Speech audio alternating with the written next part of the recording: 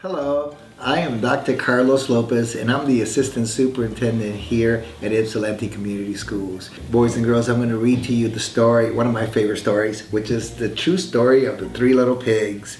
I love this story. It was written by John Sieska and illustrated by Lane Smith.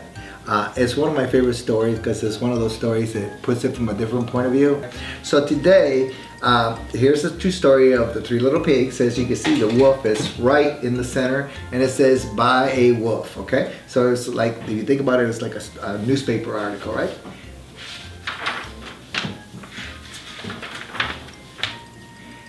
Everybody knows the story of the Three Little Pigs, or at least they think they do. But I'll let you in one little secret. Nobody knows the real story because nobody has ever heard my side of the story. Says A.L. Wolf. I am the wolf. Alexander T. Wolf. You can call me Al. I don't know how this big bad wolf things got started, but it's all wrong. And I'm here to tell you. Maybe it's because of my diet. It's not my fault that wolves eat cute little animals like bunnies and sheep and pigs. That's just the way we are. If cheeseburgers were cute, folks would probably think that you were a big bad wolf too. But like I was saying, the whole big bad wolf thing is all wrong. It's about a sneeze and a cup of sugar. This is the real story. Way back once upon a time, I was making a birthday cake for my dear old granny. I had a terrible sneeze because I was coming out of a cold and I ran out of sugar. Shoot, I didn't have any sugar. And you know, a cake without sugar, it wouldn't taste that well. So I walked down the street to ask my neighbor for a cup of sugar. Now the neighbor was a pig and he wasn't too bright either. He had built his whole house out of straw. So, can you believe it? I mean, who in the right mind would build a house out of straw? Here's the house. So, of course, the minute I knocked at the door, it fell right in. I didn't just want to walk into someone else's house, so I called, "Little pig, are you in?" No answer. I was just about to go home without a cup of sugar for my dear old granny's birthday cake, and that's when my nose started to itch. I felt a sneeze coming on, so I huff and I puff and I snuff and I sneeze, a great big sneeze.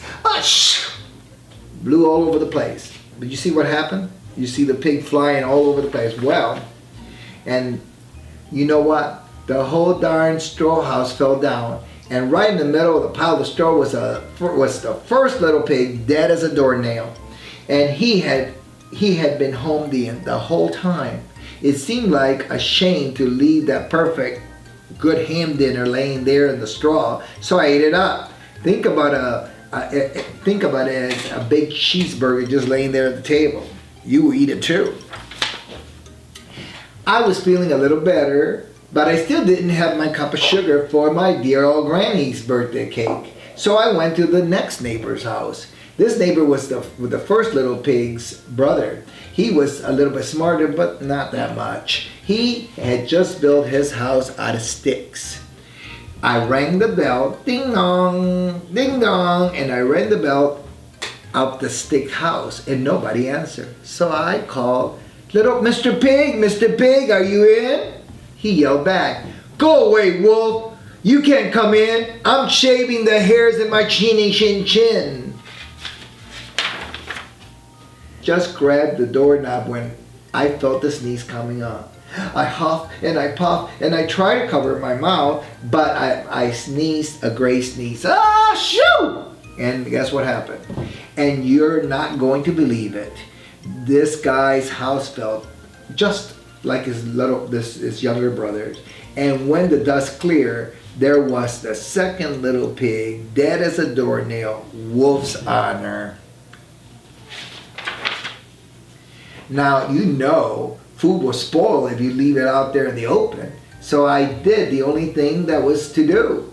I had dinner again. Think of it as a second helping. I was getting awfully full, but my cold was feeling a little bit better.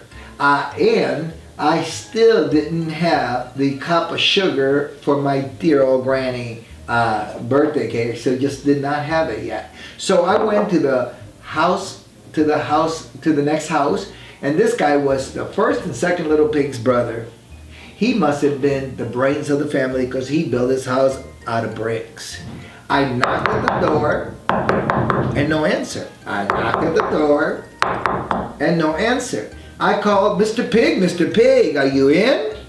And you know what that rude little porker answered? Get out of here, Wolf! Don't bother me again! Talk about impolite. He probably had a whole sack full of sugar. And he wouldn't even give me a little cup for my dear old granny's birthday cake. What a pig! I was just about to go home and maybe make a nice birthday card instead for my granny when I felt my cold coming on. I huffed and I snuffed and I sneezed again. Oh, shoo! And then the third little pig yelled, and your old granny can sit on a pin. Uh-oh, he was mean, looking from the window. Now, I usually am a pretty calm fellow, but when somebody talks about my granny like that, I go a little crazy. When the cops drove up, of course, I was just trying to break down the pig's door. And the whole time I was huffing and puffing and sneezing and making a real scene, as you can see.